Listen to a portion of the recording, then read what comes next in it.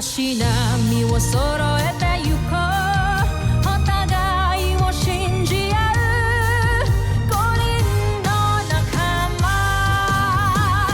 まるでスファイブに預けた命飛ぶぜ宇宙の果てまでもみんなの笑顔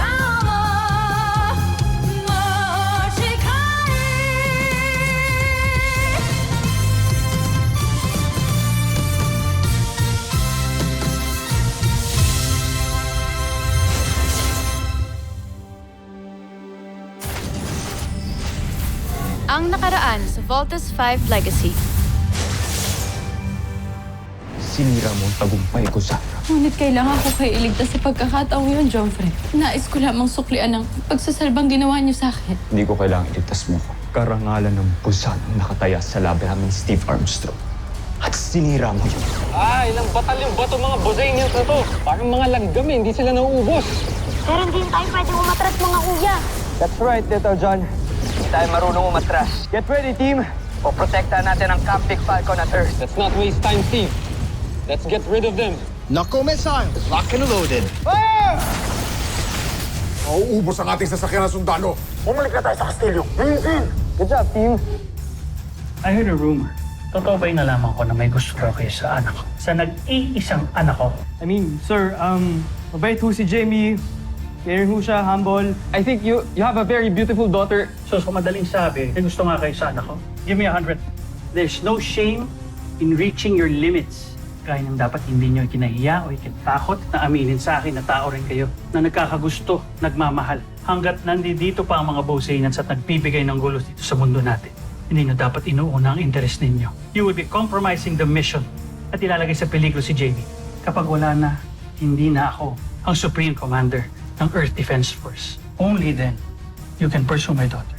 Nagkakaintindihan ba tayo sa kondisyon ko? Sir, yes, sir! Nasa ilalim ka ngayon ng aking kapangyarihan, Zandra. Susunod ka sa bawat nais ko.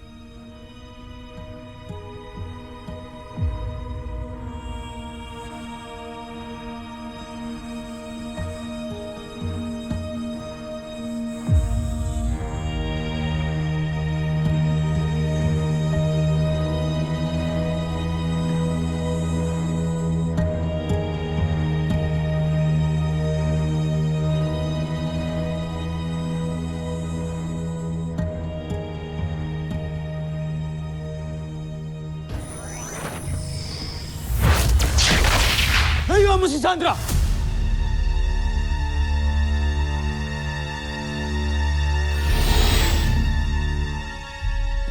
Joffrey, anong ginagawa niyo rito?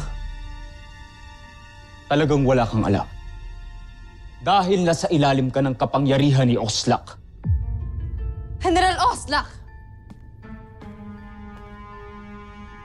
Akala mo ba hindi ko malalaman ang imbensyon mo? Akala mo bang hindi magsasalita ang mga sayantipiko kung paano mo ginawa ito? Tama kayo, kamahalan. Nasa ilalim nga ng aking kapangyarihan si Zandra kanina dahil sa singsing na yan. Kung sino man ang magsuot niyan, ay mapapasunod ko.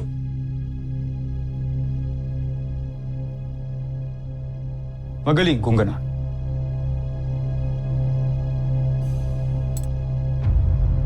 Sapat na ang aking nasaksihan.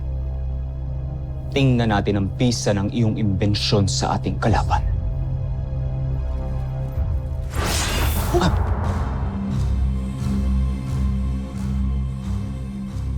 Subukan mong pagnasaan ulit si Zandra. Ako mismong makakatapat mo. Opo, kamahalan. Homsak!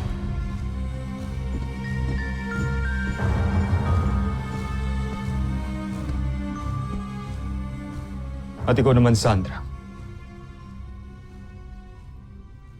Napakabilis mong mapasailalim sa kapangyarihan ng iba. Paulit-ulit mo na lang akong pinipiko. Patawarin mo ko, Jomfre.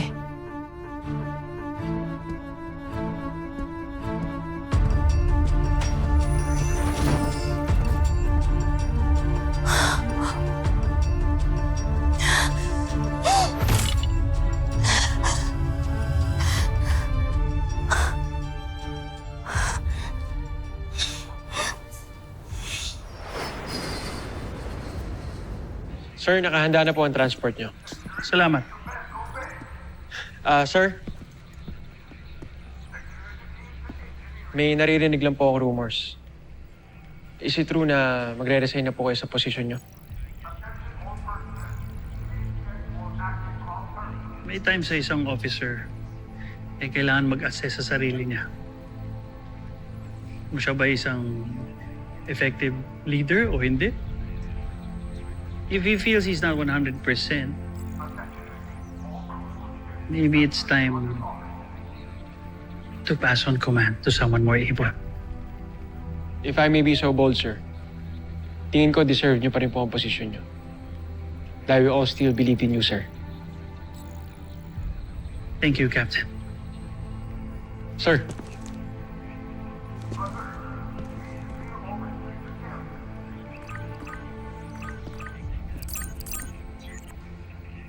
Jamie, anak, what's up?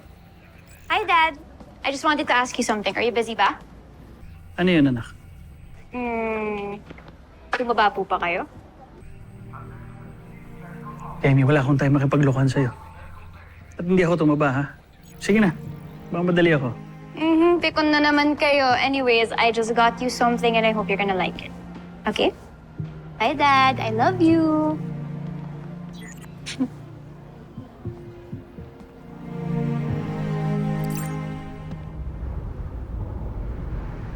No, Commander. I don't think papayag ang United Nations sa gusto mong mangyari. We're in the middle of an interplanetary war. An extinction-level event. And I don't think they will tolerate any changes or shift in the military leadership. Not right now. I'm aware of the repercussions, Larry. I personally invited UN Ambassador Rogers over. Para masabi mo sa kanya kung ano talagang gusto mong mangyari. Larry, hindi na magbabago ang desisyon ko. Oscar, ano ba talagang dahilan? May dinaramdam ka ba? Are you sick?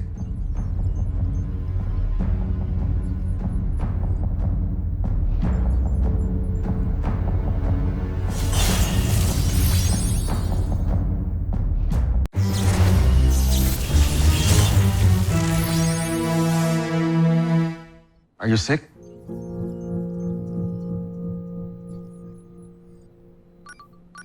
Lieutenant Robinson requesting permission to enter, sir. Enter.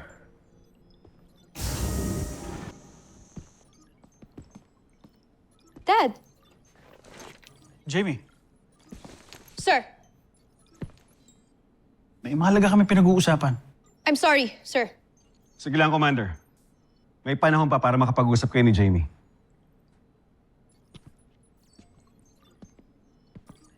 Aris, Lieutenant.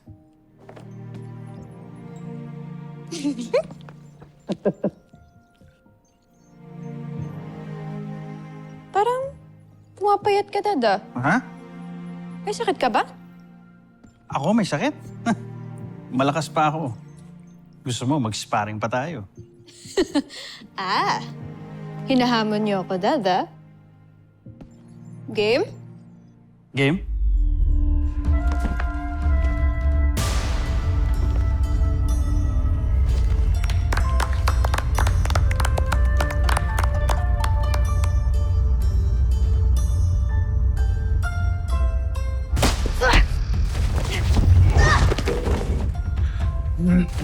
Pulling your punches, Jamie. Sure you're up for this? Grabe, ang galing nila pareho. Nga, kuya. Di ko nga din alam kung sino nga i-cheer ko eh.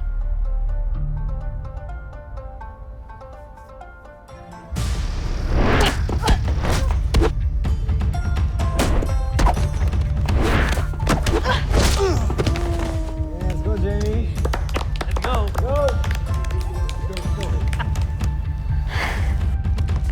You wanna do this? Tomas, Yan na. Are you sure?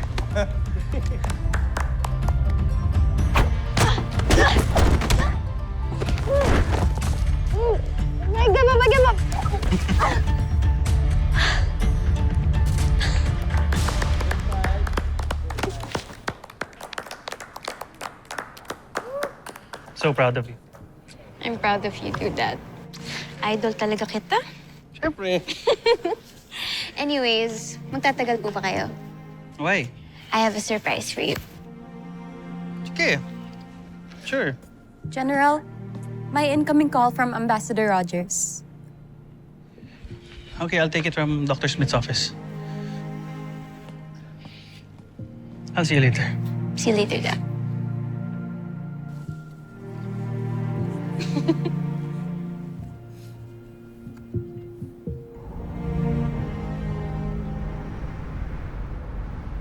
What you heard is true, Ambassador Rogers.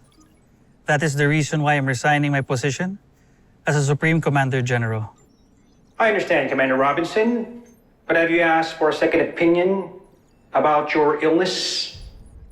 Don't you think you're making a hasty decision? I'm sorry, Ambassador, but my decision is final. The Chief Medical Officer can give you all the details that you need to know about my condition. Ambassador, I just want to spend my remaining years with my daughter. All right. I will inform the organization about this, but I will not disclose the reason of your resignation. Thank you for your understanding, Ambassador Rogers.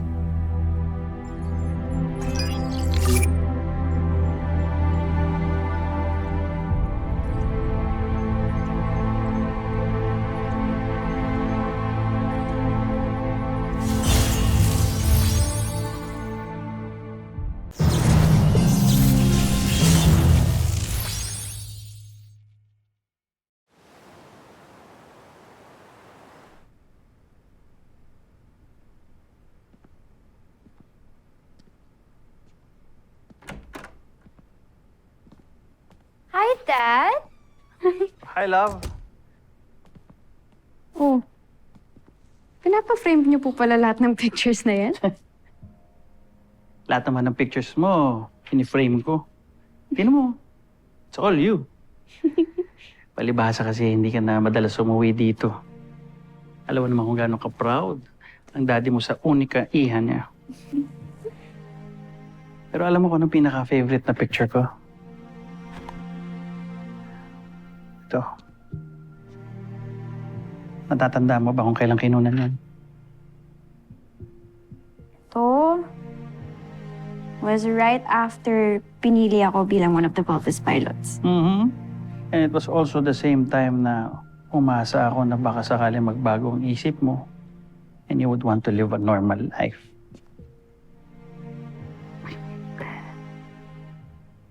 Pero alam mo, masama man sabihin pero umasa ako na sana I was really hoping na hindi ka pumasa ng training mo. Pero hindi mo kami binigo. You passed the training. I've always admired your determination. But at the same time, up to now, until now, para akong atakihin sa puso kapag ginagawa niyo yung mga mission niyo. Takot ako para sa'yo. Dad, lagi naman po kami nag-iingat eh. Kalalo mo ako. Lagi akong nag-iingat dahil sa inyo. Alam niyo naman po to, di ba? Pero now that I'm serving the country, now the whole world, it's always been my dream, Dad. I want to make a difference. Gusto kong protektahan yung mga tao gaya ng palagi niyong sinasabi sa akin nung bata ako. Kasalanan ko pa ngayon.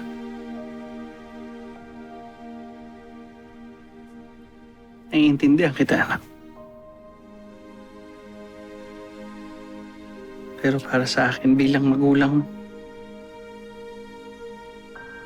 Nahihirap na nasasaksihan ko yung pag nalalagay kayo sa peligrosong mga mission. Natatakot ako. Palagi akong natatakot. Takot ako. Baka mawala ka. Alam mo, kahit sundalo ko, malambot ang puso ko. Lalo na pagdating sa'yo. Alam mo ba, bata ka nga, di ba? Pag nadadapa ka, natataranta ako.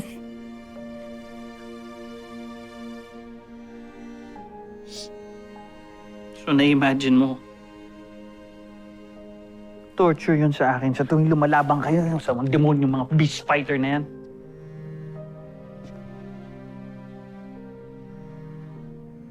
Naiintindihan ko kayo, Dad, but please. Please trust me, Dad, okay? Palagi po akong mag-iingat para sa inyo. Para makauwi po ako ng buhay para sa inyo. Okay, Dad?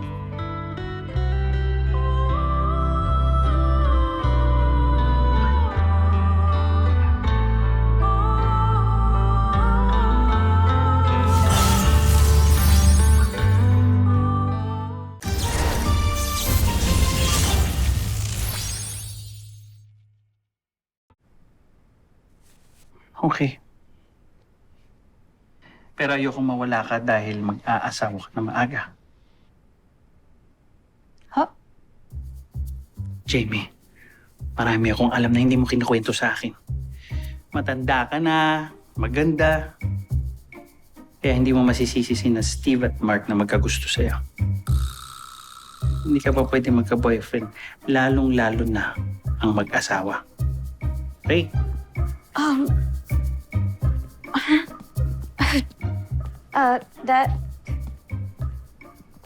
Dad, Lalo na ngayon. Hindi talaga pwede dahil nag-resign na ako bilang commander sa EDF. So, gusto ko mag-spend ka na ng maraming oras para sa akin. Kapag wala kang mission. nag-resign na po kayo sa EDF? Dad! Bakit po kayo nag-resign? It's about time. Nakapagsilbi na ako ng matagal. Tsaka, kailangan naman natin bigyan ng time to shine ng mga bagong officers. Gusto ko rin bumawi sa'yo, anak. Gusto kong bumawi sa'yo sa mga pagkukulang ko sa'yo nung bata ka. Just in case na nawala ako. Gusto ko magkaroon tayo ng mga experiences and moments na maaalala mo.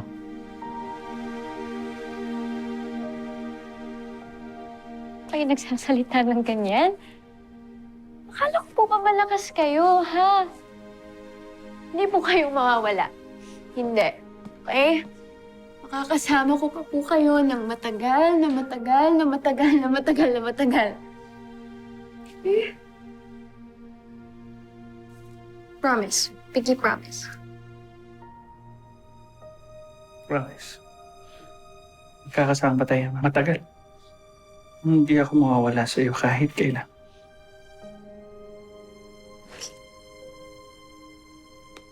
Good.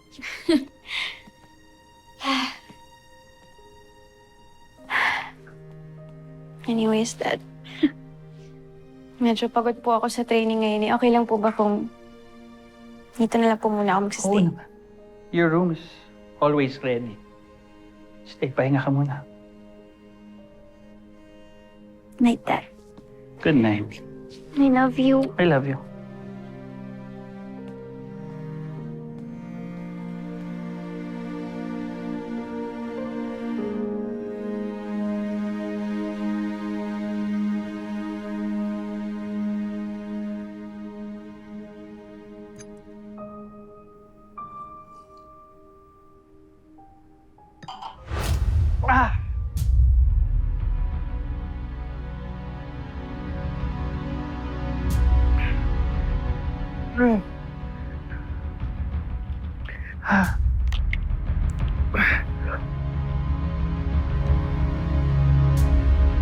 Hello,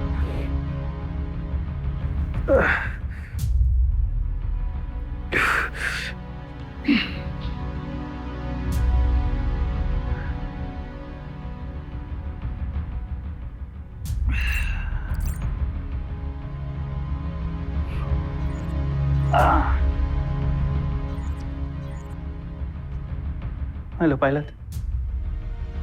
Kailangan natin mag-usap. May halaga akong ipapagawa sa'yo. Tungkol sa anak ko.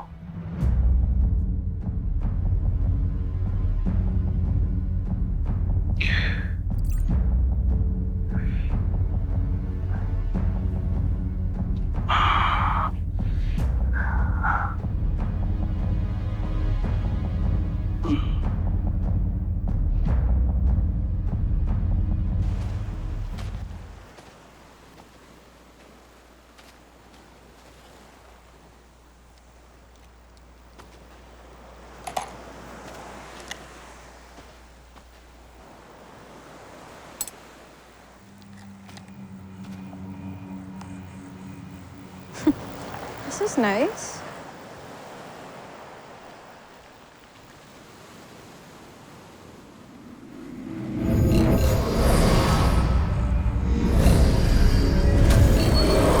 Jamie Robinson, nasa ilalim ka na ng aking kapangyarihan. Bumalik ka sa Camp Big Falcon at wasakin mo si Voltes 5.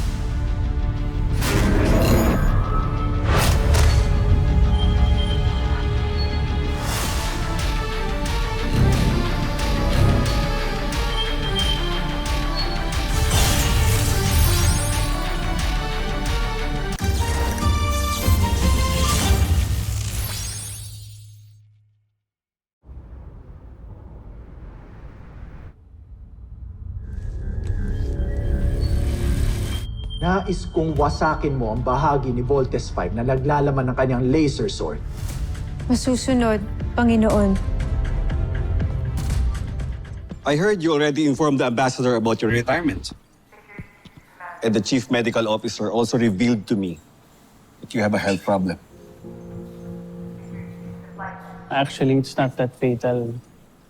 Madadaan pa naman sa operasyon, gamot, and a change of lifestyle. Gusto ko lang naman na mag-retire para I could spend more time with my daughter. Tama nga naman. Panahon na para igugol mo yung buhay mo para sa sarili mo, para kay Jamie.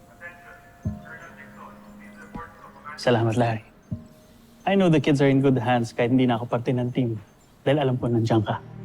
So, how would you like to spend your retirement? Well, before undergoing the operation, I'm planning on taking Jamie to this beautiful island up north. Yung nakita ko yun nung nagre-recon ako eh. Tapos babalik kami dito. Dito ka pa rin titira? Ayaw mo ba?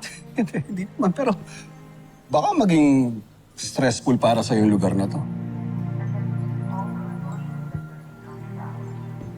Dito na ako naging tao, Larry. Dito na ako tinubuan ng puso. Hindi ko kayang iwan ang lugar na to. At tutulong pa rin ako sa aking makakaya. Not until we accomplish our mission. Okay lang ba sa'yo? Of course. You're always welcome here, my friend.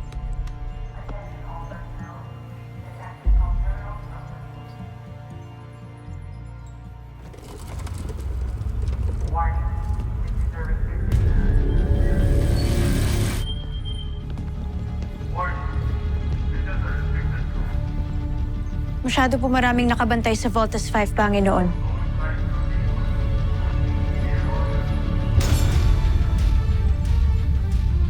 Nakita ko po si Commander Robinson.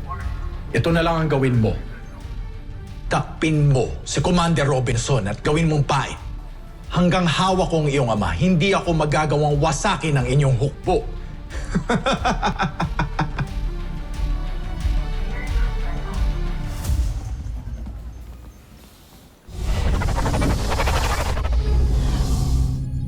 Kapag natupad ng aking aliping si Jamie ang pagpatay sa kanyang ama, tiyak na bibida ako sa emperador. At hindi si Xander.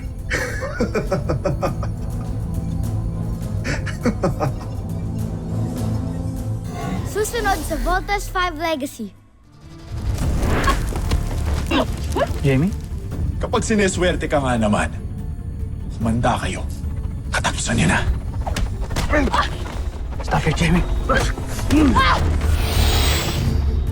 Ako nang tatapos sa inyong mag-ama.